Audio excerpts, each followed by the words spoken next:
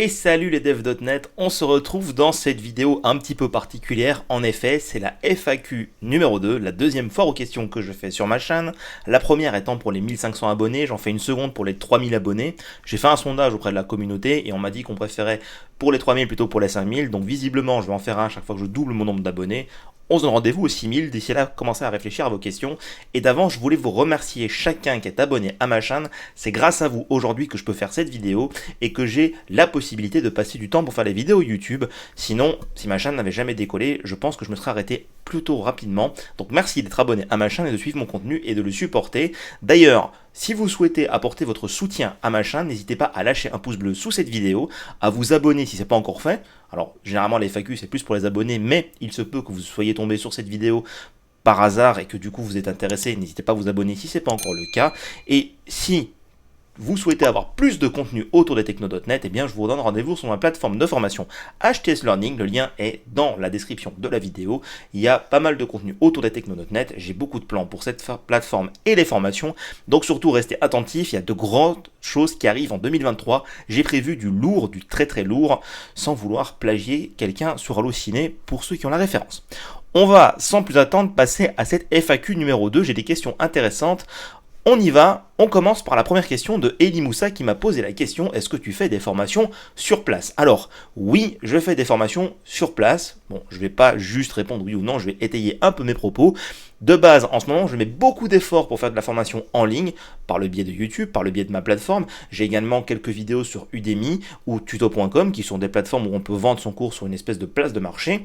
Le but pour moi étant de faire en sorte que le maximum de personnes aient accès aux fondamentaux de la techno.net. Pour tout ce qui est niveau un peu plus élevé, je le réserve à un autre type de population, ceux qui sont prêts à me suivre sur les réseaux, ceux qui sont prêts à investir un peu sur eux et à acheter des formations sur ma plateforme.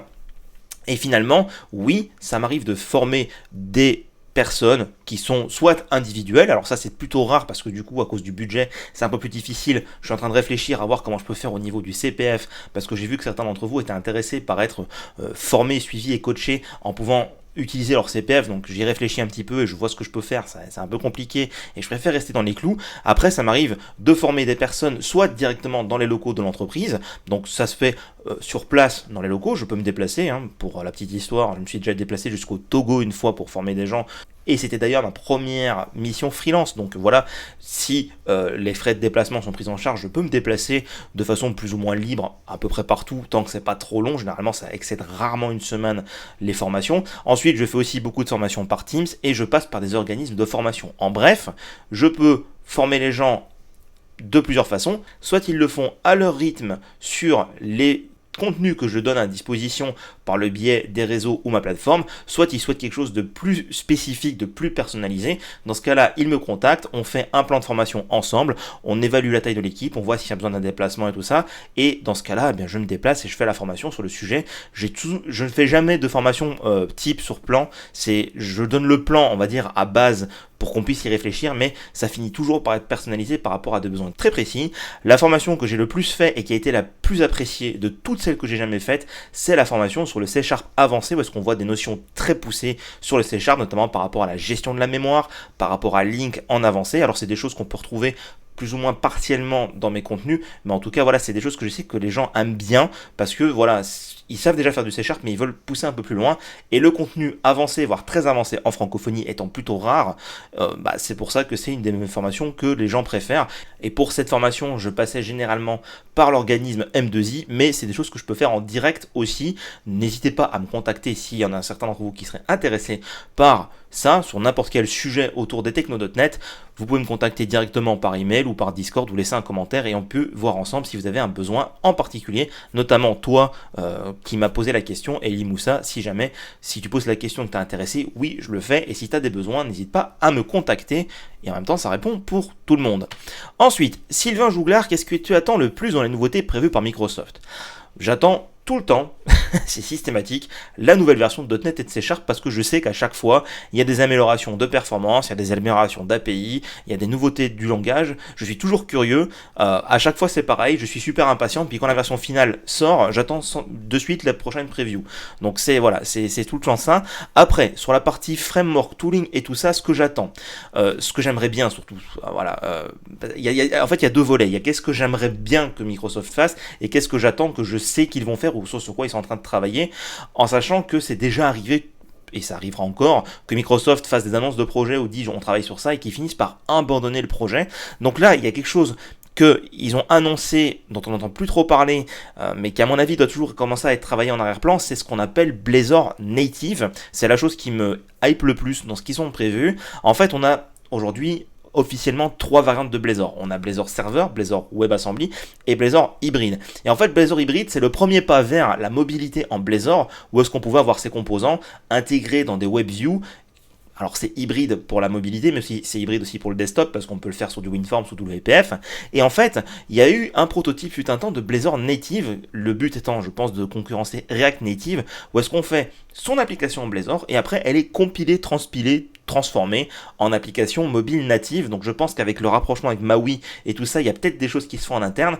On a eu des prototypes il y a un moment de ça remonte à 1 an et demi, 2 ans de mémoire, mais là on n'a plus trop de nouvelles, donc soit ça a abandonné, je n'ai pas plus d'infos, soit c'est encore en cours de travail, un .NET 8, on aura peut-être une preview, un truc comme ça, mais en tout cas c'est vraiment le truc qui me hype le plus, côté chose qui pourrait arriver, et qui a l'air assez bien parti vu qu'il y a des prototypes.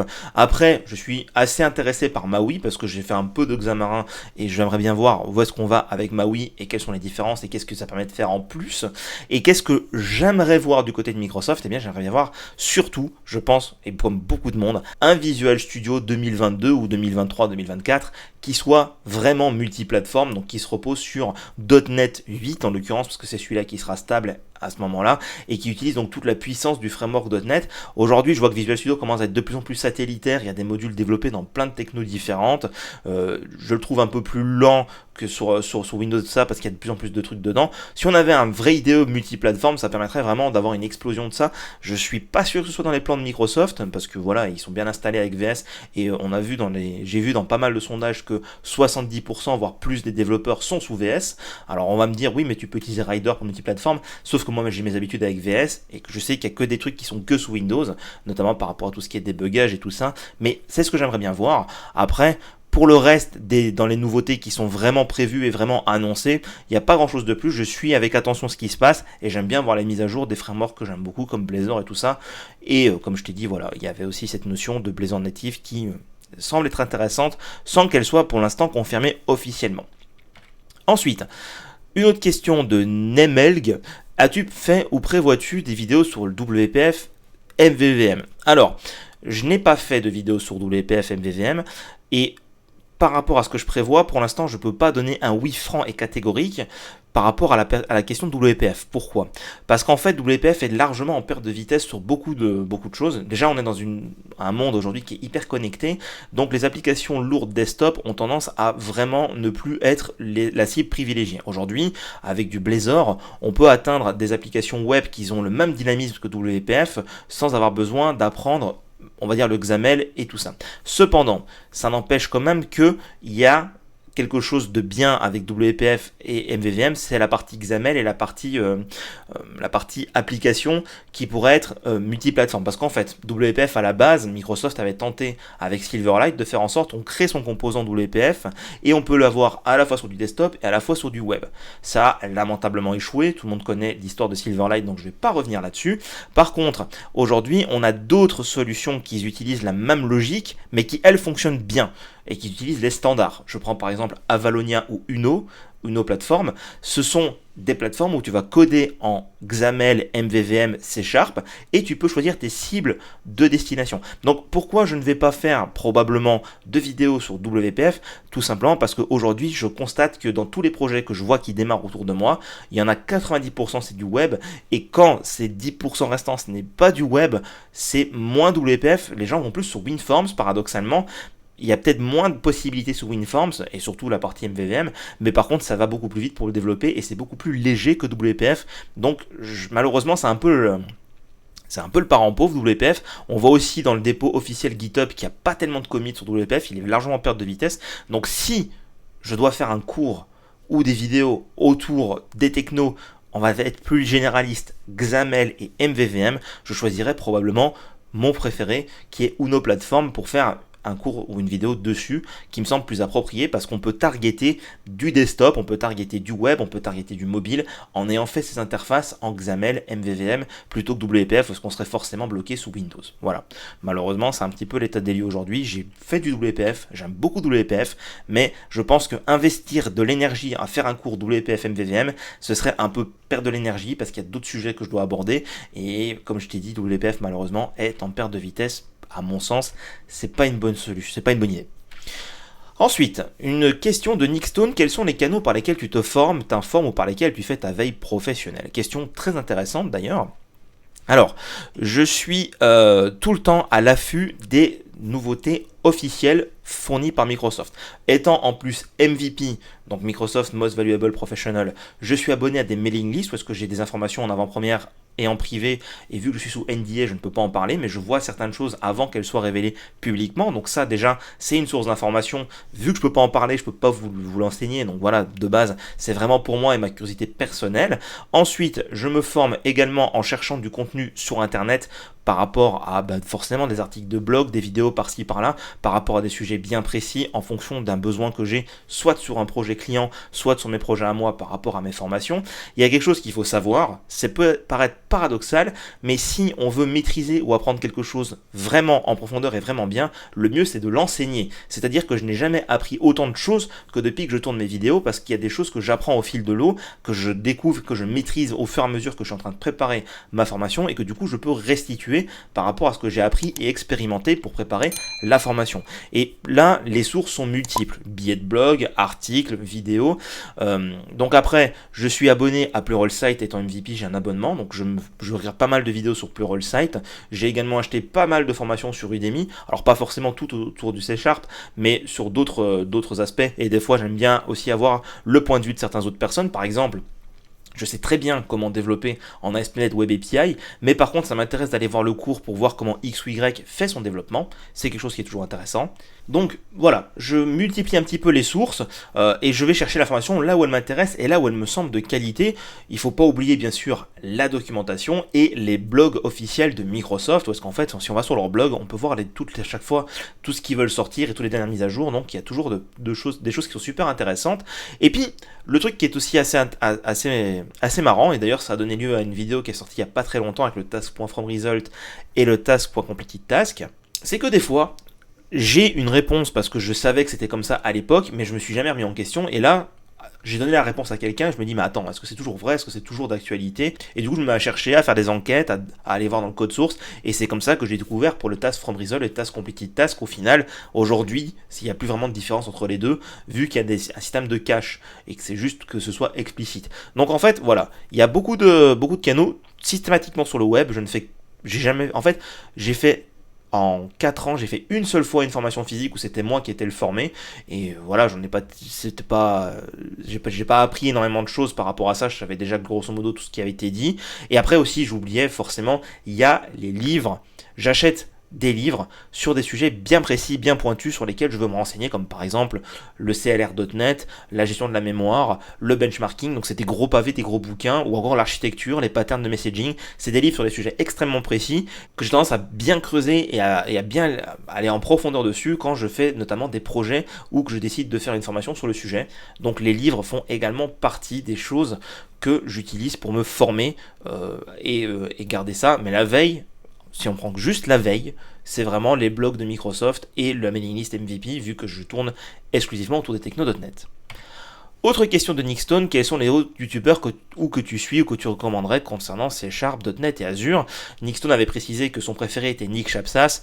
Je suis abonné à la chaîne de Nick Chapsas et je recommande son contenu qui est toujours assez intéressant. Je pense qu'il a un peu la même logique, c'est-à-dire qu'il va toujours aller chercher un petit peu les choses et essayer de comprendre ce qui va se passer. C'est quelque chose que je fais de mon côté et que j'apprécie également. Alors lui c'est en anglais, moi c'est en français, la différence elle est là, puis lui il a beaucoup plus d'abonnés que moi, que je n'en aurais probablement jamais, donc voilà.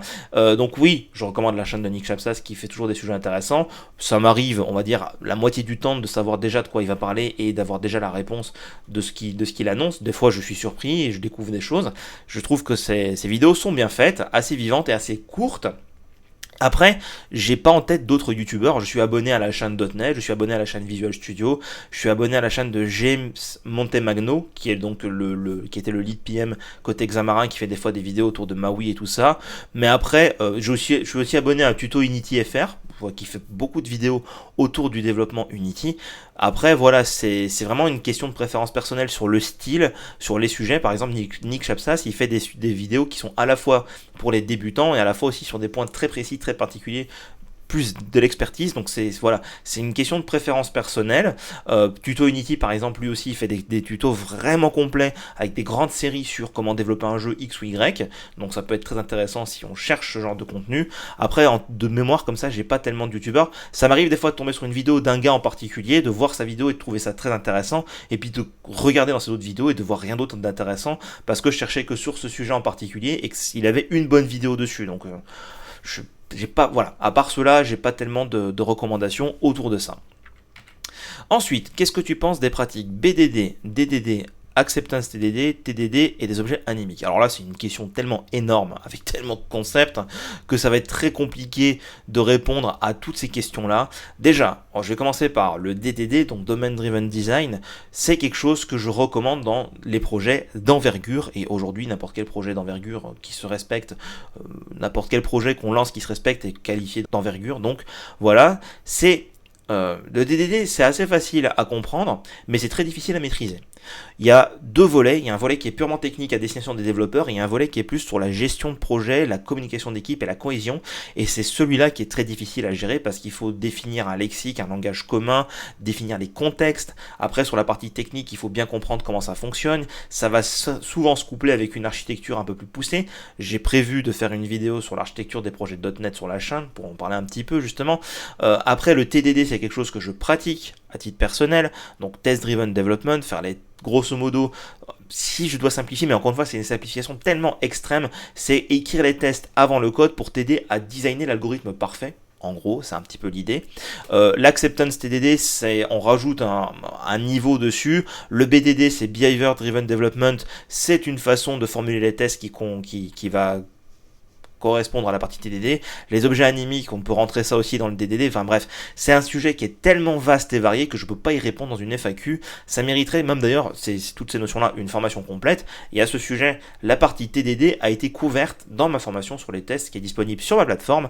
Donc si tu veux en savoir un peu plus, je peux te renvoyer sur cette formation-là. Après, pour le reste, ça nécessiterait vraiment un approfondissement où est-ce que je prendrais bien le temps d'expliquer, de donner mon avis et tout ça sur la partie architecture, qui prendrait donc le partie DDD et les objets anémiques. Le BDD, je ne le fais pas parce que je n'ai jamais eu le besoin de le faire et que je trouve ça un peu verbeux. Je préfère rester en code. On utilise souvent le BDD, donc Behavior Driven Development, pour faire rentrer dans l'équipe les personnes qui ont la notion produit pour qu'ils puissent écrire en bon anglais en l'occurrence, voire même en bon français, dépendant de comment on voit les choses, les tests. Mais le problème, c'est qu'ils n'ont pas cette notion de découpage assez petite et du coup, ils vont faire des choses trop macroscopiques, voire des fois trop microscopiques, voire des fois trop liées à des détails de l'implémentation. J'ai travaillé avec quelqu'un, par exemple, qui me disait quand on clique sur ce bouton, qui est d'ailleurs à les coins cornés, pas les coins pointus, je veux afficher tel pop-up. Mais en fait, c'est pas ça que tu veux savoir. C'est quand la personne va valider cette fiche, je veux qu'il y ait une confirmation.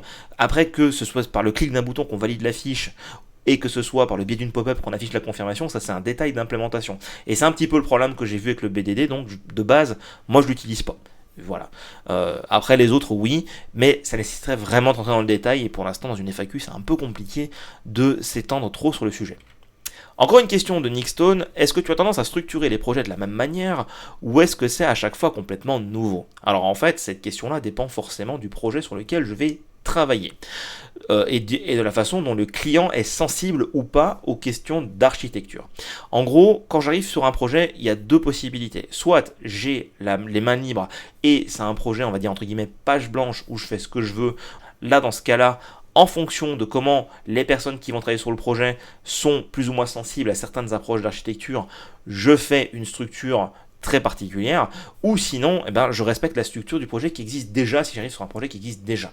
Là par exemple, je viens de terminer un projet avec un client qui a fait un projet Blazor.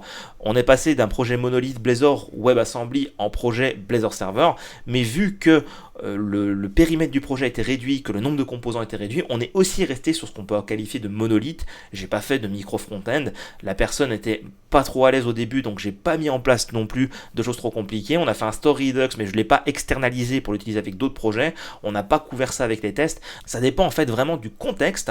Sur mes projets personnels, en fait, le truc c'est que j'en ai que un aujourd'hui qui a duré assez longtemps, qui est ma plateforme de formation, sur laquelle j'ai fait des choix initiaux, sur laquelle je ne reviens pas parce que j'ai pas envie de tout réécrire, et la plus-value que je peux apporter sur ma plateforme, elle est pas dans l'architecture que je vais faire, mais dans le contenu que je vais donner et dans les fonctionnalités que je vais apporter. Donc, de ce fait, je vais dire, j'ai tendance à structurer de la même manière, vu que mes projets perso, je les commence plus ou moins de la même façon. Cependant, avec le temps, j'évolue, je découvre de nouvelles choses, je découvre de nouvelles façons d'architecturer mes projets. Donc, j'ai tendance à les structurer en fonction de mes connaissances actuelles. Mais une fois que j'ai fait une structure et une architecture de base, c'est plutôt rare que je casse tout pour tout recommencer. Donc, là-dessus, encore une fois, c'est un peu une réponse, on va dire, est-ce que je botte un peu en touche si je puis dire ça comme ça, mais ça dépend vraiment du projet, des personnes qui vont travailler dessus et de ce qu'on a fait au début. Par exemple, ma plateforme aujourd'hui, je ne vais certainement pas réarchitecturer tout pour la passer en mode hexagonal architecture parce que c'est pas le choix que j'avais fait à la base. Donc ce serait une perte de temps et une perte d'énergie alors que j'ai beaucoup trop de choses à faire à côté. Mais voilà, ça va vraiment dépendre. Et quelque chose que je prends tout le temps en compte aussi, vu que moi je suis freelance et que j'interviens dans des équipes, c'est le niveau technique des personnes avec qui je vais travailler. Si je vois que c'est une équipe de gars qui sont super balèzes, qui connaissent tous les concepts ultra avancés, qui se promènent dans l'architecture, dans ce cas-là, on va mettre le niveau super haut, on va y aller, on va mettre en place beaucoup de choses ultra avancées, de l'hexagonal architecture avec tous les adapteurs et tout ça, et on va vraiment pousser le curseur au maximum. Si par contre je vois que la personne, soit elle n'est pas du tout intéressée par l'architecture, soit elle a des deadlines aussi, il y a ça à prendre en compte quand on travaille dans des entreprises, on a des fois des délais vraiment serrés, ben on va peut-être faire d'autres choix qui ne sont pas, on va dire, les règles de l'art, ou qui sont un peu plus limitatifs, mais qui correspondent au contexte dans lequel ça évolue. Donc voilà un peu pour répondre à cette question. Encore une question de Nickstone qui avait posé pas mal de questions. Quels sont les outils ou packages que tu utilises presque systématiquement? Alors, sans passer... Forcément, j'utilise un IDE, ça, je pense que c'est assez évident, hein. J'en connais pas beaucoup qui codent qu'au bloc-notes. Hein. Après, je n'utilise pas ReSharper, parce que je trouve que c'est le plus grand trou de mémoire possible et imaginable. Enfin, sur ma machine, j'ai beau avoir 64 Go de RAM, il fait quand même ramer mon VS, qui est en 64 bits, donc a toute la place pour s'installer, mais je n'utilise donc pas ReSharper. J'utilise des fois Rider pour certaines choses, mais très particulier, surtout quand VS commence à faire n'importe quoi avec la version Preview. D'ailleurs, je travaille quasiment qu'avec la version Preview de Visual Studio, en passant. Après, au niveau des outils, on va dire annexes, j'utilise ILSpy ou sharplab.io pour des fois aller un peu observer le comportement dans le code IL par rapport à certains algorithmes très précis. J'utilise également benchmark.net, le package, j'en ai fait une vidéo sur ma chaîne pour benchmarker certains algorithmes. C'est indispensable. Sur les projets, ça va dépendre de quelle technologie. Si par exemple on parle de technologie web avec une API, j'utilise souvent Fluent Validation pour faire la validation. J'utilise EFCore comme ORM. Je suis pas spécialement fan de Dapper. Alors c'est très bien pour avoir le max de perf, mais on a une syntaxe SQL qui est souvent limitée à un moteur SQL, alors qu'avec EFCore on a plus de flexibilité. Mais après j'ai pas tellement d'outils particuliers que j'utilise. Je suis très classique avec mon IDE, c'est souvent suffisant. VS est suffisant à lui-même. Et pour les packages, encore une fois, ça va dépendre des projets. Par exemple aussi en Blazor, j'utilise systématiquement Mud Blazor à peu de choses près, tellement c'est pratique à utiliser et facile à utiliser. Donc voilà. J'ai fait plusieurs vidéos sur ma chaîne pour certains packages, alors je ne les ai pas tous couverts ceux que j'utilise, mais en fonction de la techno, on va dire, c'est des packages qui sont assez sympas à utiliser ou qui peuvent être même, voire dans mon cas, indispensables. Par exemple, quand je fais un projet Blazor, j'installe systématiquement Mud Blazor, sauf si on me dit ouais non, moi j'aime pas Material Design, je veux un truc austère. Bon, alors dans ce cas-là, on passe pas par Mud Blazor, on le fait à la mano avec les bons vieux composants HTML bien dégueulasses et initiaux, et puis voilà. Mais sinon, ça va vraiment dépendre de la techno, et faire un listing pareil, ça risque de prendre un peu trop de temps. Ensuite, Une question de Hitnik Volver, quel est ton parcours? Alors ça, je l'ai déjà répondu dans la précédente FAQ, je vais donc y répondre très brièvement. J'ai un parcours absolument classique. J'ai fait, alors enfin absolument classique, oui, j'ai classique après le lycée, parce qu'après le lycée j'ai fait IUT école d'ingé en alternance, et après je suis parti en CDI, et en 2019 je me suis lancé en freelance. Avant, avant l'IUT au lycée, j'ai fait un bac L pour ceux qui connaissent, qui viennent de la même époque que moi, donc un bac littéraire. Alors pourquoi je choisis littéraire? Tout simplement parce que je suis un parce que j'étais feignant et que c'était les littéraires qui avaient le moins d'heures par semaine, et que en S j'avais l'impression qu'il y avait trop de maths et trop de physique et des choses qui m'intéressaient pas spécialement. Enfin voilà, savoir exactement comment fonctionne la photosynthèse, ça me semblait pas intéressant. J'ai toujours su que je voulais faire de l'informatique, je savais que S m'ouvrait la voie royale vers l'informatique, mais j'ai quand même pris L parce que les développeurs sont des feignasses, et je voulais prouver en faisant ça que j'étais une grosse feignasse vu que je voulais le moins d'heures par semaine. Bon, je regrette pas, parce que j'ai fait des trucs assez intéressants et j'ai des bons souvenirs de mes époques de lycée en littéraire. Ça m'a un peu compliqué l'entrée en IUT, j'ai quand même réussi à y rentrer, et une fois que j'avais le pied dans l'IUT, après j'ai fait le parcours tout à fait classique. Donc voilà, IUT, école d'ingé en alternance, CDI pendant 6 ans, 6 ou 7 ans, bref, je sais plus. Et après, freelance depuis 2019. Et j'ai su très rapidement que je voulais faire de l'informatique parce que j'ai commencé à toucher aux ordinateurs quand j'avais à peine 2 ans. Mon père a ramené son premier PC à la maison et je commençais déjà à jouer un petit peu avec. Et depuis, j'ai plus lâché les claviers. Donc voilà, c'était assez évident que j'allais faire quelque chose dans l'informatique. Je savais pas quoi encore, mais j'ai vite trouvé ma voie. Pourquoi je me suis spécialisé dans les technos Microsoft? J'en ai parlé aussi dans la précédente FAQ. C'est tout simple, c'est que quand j'ai commencé à être adolescent et à bidouiller un petit peu à l'époque de Windows XP, parce qu'on avait des versions de Windows XP qui étaient plus ou moins allégées, j'ai toujours vu passer ce fameux .NET Framework, .NET Framework. J'ai vite compris vers 14-15 ans de mémoire que je voulais faire du développement, donc j'ai commencé à acheter un bouquin pour commencer à développer en Visual Basic 6. J'étais tellement naïf que je pensais que c'était inclus dans Windows. Finalement, je me suis rendu compte qu'il fallait que je le télécharge et tout ça, donc je me suis débrouillé pour avoir une copie de Visual Basic 6. J'ai commencé à faire mes premiers logiciels, c'était vraiment basique, mais très vite j'ai vu que je pouvais développer assez vite, que ça me plaisait le développement, puis j'ai vu partout ce fameux .NET Framework. Quand je suis arrivé à l'IUT, j'ai eu de la chance que dans mon IUT j'ai un prof qui a décidé de pousser .NET au programme, et quand j'ai vu qu'il y avait .NET dans les petites cases de mon emploi du temps, j'étais tout emballé parce que je connaissais .NET Framework et ça m'intéressait. Et j'avais jamais vu personne en parler avant parce que forcément à l'IUT c'est C, C++ et Java.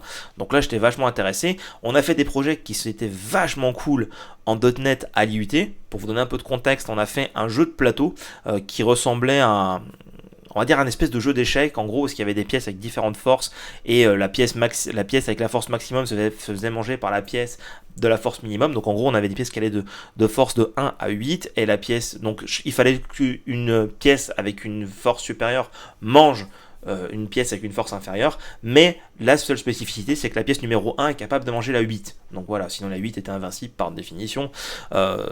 Et en plus d'avoir codé ce jeu en interface graphique avec du WinForms à l'époque, parce que c'était encore l'époque de .NET Framework 3.5 et 4, je sais plus trop, mais dans ces eaux-là, on a également codé en .NET une IA pour jouer automatiquement à ces jeux de plateau, et on a fait une battle d'IA. Donc en fait, ce qui s'est passé, c'est que j'étais intéressé par .NET Framework par curiosité, et les projets qu'on a fait dans les cours .NET, avec notamment ce jeu de plateau et l'IA qui a été développé en association avec ce jeu de plateau, étaient des projets qu'on avait nulle part ailleurs, parce que en Java on faisait une bibliothèque. Super. Donc du coup c'était vachement plus kiffant, ça m'a vachement plus intéressé, et puis j'ai eu la chance quand j'ai fait mon école d'ingé en alternance, parce que quand j'ai quitté l'IUT j'étais plus versé sur PHP, j'avais un site en PHP, j'avais fait mon stage en PHP, mais quand j'ai pris mon école d'ingé en alternance, j'ai trouvé une alternance dans une boîte qui faisait du .NET. Donc j'ai pu continuer ce que j'avais bien aimé à l'IUT à le faire dans la boîte où est-ce que j'ai fait mon alternance, et j'ai appris beaucoup de choses. On faisait de l'ASP.NET Web Forms d'ailleurs dans cette boîte là. J'ai appris énormément de choses, et je suis tombé sur quelqu'un qui bossait dans mon équipe qui était un ultra passionné de la technique, que j'ai eu pendant 1 an et demi avec moi. Après il est parti au Canada, et pendant 1 an et demi je lui ai posé plein de questions et il m'a transmis un peu cette passion de la technique et du code, et c'est grâce à lui que je me suis vachement intéressé à ça. J'ai pris des livres, j'ai passé les certifs Microsoft à l'époque avec la boîte qui me les payait, et je me suis vraiment versé là-dessus. Et puis forcément j'avais donc une alternance de 3 ans avec des techno.NET, donc quand je suis arrivé sur le marché, j'étais tout de suite efficace sur du .NET, et je suis resté dessus, et petit à petit, vu que j'aime bien l'écosystème, vu que j'étais curieux et que j'ai eu des choses sympas, j'ai creusé, et j'en suis devenu un spécialiste de par la force des choses. Donc j'ai eu, on va dire, la chance d'avoir un parcours qui m'a mis sur du .NET, plutôt que d'autres langages comme JavaScript ou PHP. As-tu déjà réfléchi comment tu aimerais que ta chaîne évolue? Alors ça, c'est une grande question, parce qu'en fait, aujourd'hui, ma chaîne... le but, c'est de transmettre ce que j'ai trouvé ou des points d'expertise, un peu comme Nick Chapsas en fait, transmettre des points soit pour les gens qui débutent ou qui cherchent un approfondissement sur certains sujets sans aller trop en profondeur, et sur d'autres sujets aller vraiment dans le détail, vraiment en profondeur. Donc il faut arriver à trouver cette espèce d'équilibre pour avoir à la fois des contenus pour les débutants et des contenus pour ceux qui sont confirmés. Ça, c'est pas facile parce que moi j'ai un rythme de publication de une vidéo par semaine. À un moment, j'ai essayé d'en faire 2, mais le problème c'est que j'ai pas assez d'audience et pas assez de revenus pour pouvoir ne faire que ça. Nick Chapsas, lui, il peut vivre de ça, des conférences qu'il donne, des cours qu'il fait et de sa chaîne YouTube, il a assez de revenus pour en vivre. Moi, j'ai une famille à assumer, beaucoup de choses derrière, donc j'aurais peut-être besoin d'ailleurs plus que lui pour ça, de revenus, donc je peux pas en vivre. Donc pour l'instant, je fais ça sur du temps que je prends de mon temps perso et de fait, si je pouvais formuler un souhait, ce serait d'avoir assez d'abonnés qui me permettent de générer assez de revenus, soit par le biais de ma plateforme et YouTube et tous les autres supports confondus, pour qu'en fait je puisse en faire mon activité à plein temps et prendre uniquement en annexe certains projets qui me feraient vraiment kiffer en tant que freelance, pour rester quand même dans la pratique. Je veux pas devenir un simple prof.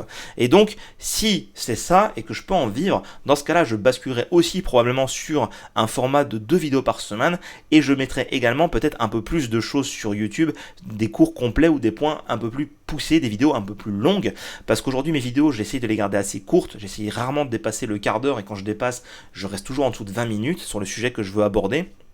Parce que je sais que les gens regardent en moyenne entre 5 et 6 minutes des vidéos, c'est les stats qui me sont remontées par YouTube, alors que les grosses vidéos que j'ai données sur YouTube, qui sont notamment des premiers modules de mes cours, je pense notamment à celles sur C#, celles sur Azure DevOps ou celles sur Blazor, c'est des premiers modules, voire des fois le cours complet que j'ai mis directement sur ma chaîne, va attirer un très grand nombre de personnes, mais pour faire ça, il me faut le temps pour la tourner. Donc j'aimerais bien avoir cette espèce de dualité, pour avoir le temps de faire du débutant et du confirmé, donc une vidéo par semaine pour débutants, une vidéo par semaine pour confirmer, et d'avoir la possibilité aussi de publier des très longues vidéos sur des sujets où est-ce que je prends vraiment le temps de rentrer dans le détail et que j'en fais un vrai contenu de qualité. J'aimerais en gros professionnaliser ma chaîne. Donc pour ça, il me faut de 1 du temps, de 2 plus de revenus, et probablement également en 3, il me faudrait des gens pour m'aider. Donc je serais capable de recruter une équipe pour faire tout ce qui est montage, tout ce qui est sous-titrage et tout ce qui est community management, pour que moi je puisse me concentrer sur la partie recherche, préparation des cours et tournage. Voilà. Donc ça, c'est, on va dire, c'est un souhait. Est-ce que je vais l'atteindre? Peut-être, peut-être pas, je sais pas, je n'ai pas de boule de cristal. Je sais qu'aujourd'hui, je suis passé de 1500 abonnés à 3100 et des, ce matin j'ai vérifié, en un peu moins de 4 mois, donc j'ai doublé en un peu moins de 4 mois, mais il m'a fallu du temps pour arriver aux 1000 premiers abonnés. Je sais pas comment ça va évoluer. Je sais aussi qu'il y a une certaine partie de la population francophone qui trouve que c'est totalement inutile de suivre quelqu'un qui s'exprime qu'en français sur la technique, en disant ça sert à rien, de toute façon on a les contenus en anglais, donc j'essaye de faire le plus actualisé possible et le plus pointu possible de choses qu'on trouve pas en français et qu'on trouve peut-être en anglais. Donc voilà, c'est un peu difficile parce que j'ai une certaine hostilité et résistance. Il y a des gens qui me prennent à partie en privé sur LinkedIn, je vais pas dire qu'ils m'insultent, mais ils sont presque là en disant ça sert à rien, tu peux arrêter, de toute façon ça marchera pas ton truc, vu que tu fais tout en français et que tout le monde s'en fout du français, on cherche en anglais. On est des développeurs et un développeur qui parle pas anglais c'est un gros nul. Je synthétise et je paraphrase à peine.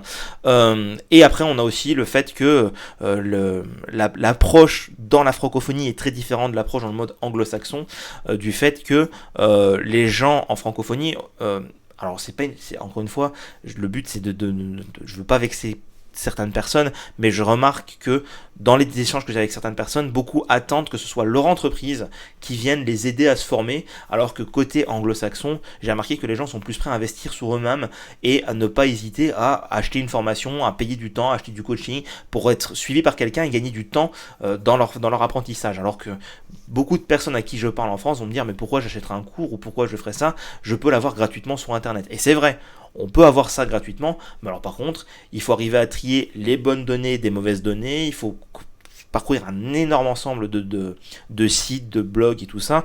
Donc, en fait, tu vas juste donner une autre valeur à ton temps. Tu vas dire, moi je préfère, mon temps est moins précieux que mon argent, donc je préfère perdre du temps à chercher des données, à les recroiser, à m'assurer qu'elles soient de bonne qualité, récentes et tout ça, plutôt que de donner un peu d'argent pour gagner du temps. C'est une autre façon de voir les choses. Je dis pas qu'il y en a une qui est meilleure, l'autre qui est moins bonne, c'est juste que c'est une différence, et qu'en francophonie, on a plus tendance à dire c'est gratuit, donc je vais prendre mon temps pour aller trouver tout ce qui peut être trouvé gratuitement sans avoir besoin de payer, ou on se repose sur le CPF ou les entreprises pour financer ça. Et je peux comprendre que de nos jours, c'est pas forcément évident d'ailleurs d'avoir de l'argent à dépenser comme ça dans des trucs de formation, et c'est pour ça aussi que j'ai un peu d'hostilité, un peu de difficulté par rapport à ça, et qu'aujourd'hui je ne peux simplement pas en vivre, parce que il y a cette espèce de réticence à vouloir payer pour se former. On considère pas ça comme un investissement sur soi-même, mais comme un gâchis d'argent, vu que je peux l'avoir gratuitement. Donc c'est pour ça que des gens qui font en anglais comme Nick Chapsas et tout ça ont un peu plus de facilité, parce que déjà l'anglais étant universel autour du monde, je veux dire même en Inde on va regarder ces vidéos en anglais parce qu'on parle anglais. Moi, vu que c'est français, je me limite forcément à une grosse partie de l'Afrique, la France, la Belgique, la Suisse francophone et la partie francophone du Canada ou les expatriés un peu partout. Donc je limite forcément mon audience, et de fait qu'en plus de ça, il y a dans la partie francophone, il y a une sous-partie qui considère que ce qui est en français est forcément de mauvaise qualité, dépassé et n'y apporte aucun crédit. Voilà, je limite les choses. Donc c'est pour ça en fait, quand sur cette question, as-tu déjà réfléchi comment t'aimerais que ça évolue? Oui, voilà comment j'aimerais que ça évolue. Est-ce que c'est faisable? Je sais pas. J'en ai aucune idée, et je t'avoue un truc, c'est que si je vois que je mets énormément d'efforts, que ça stagne et que ça me prend trop de temps et qu'à côté j'aurais pu faire d'autres choses, malheureusement au bout d'un moment je vais devoir faire des arbitrages, il y a peut-être des choses qui vont changer. Encore une fois, ça c'est des choses que je peux pas prédire. J'essaie de tenir ma communauté à jour avec les infos le plus souvent possible, donc c'est pour ça que je suis assez actif sur le serveur Discord, que j'ai décidé en 2023 de lancer une newsletter pour tous les mois dire ce qui s'est passé le mois précédent et ce que j'ai prévu pour ce mois-ci. En plus de fait de dire ça, ça me fait prendre des engagements par rapport à ce que je dois faire. Donc j'ai pas de certitude. Pour l'instant, je continue comme je le fais, en faisant ma vidéo YouTube par semaine et en créant des cours pour ma plateforme. Je suis forcément les chiffres et l'évolution des choses. Je peux pas prévoir comment ça va tourner. Je peux pas prévoir si je vais avoir une adhésion ou un rejet total. Ce que je constate, c'est que les personnes qui sont dans le développement en français sont plutôt rares. C'est vrai que généralement, en plus, elles vont plus s'orienter aussi vers de l'anglais, même les personnes qui parlent en français. J'en connais certains qui sont en France et qui font leurs vidéos en anglais. Et après, on a, entre guillemets, si je puis dire ça comme ça, des superstars comme par exemple Benjamin Code, qui ne font pas tellement de la transmission de connaissances de code, mais qui font plus du vlog ou des vidéos autour du développement, mais sans vraiment aller dedans. Et voilà, les gens apprennent un tout petit peu, mais le but de Benjamin Code, c'est pas spécialement de les former sur de l'HTML, du CSS ou du JS, c'est plus de parler de ces technos-là et de se servir de ça pour un peu parler de sa vie personnelle, de ça, de faire des challenges et tout ça, chose que moi je fais pas parce que moi je reste très focus sur le code.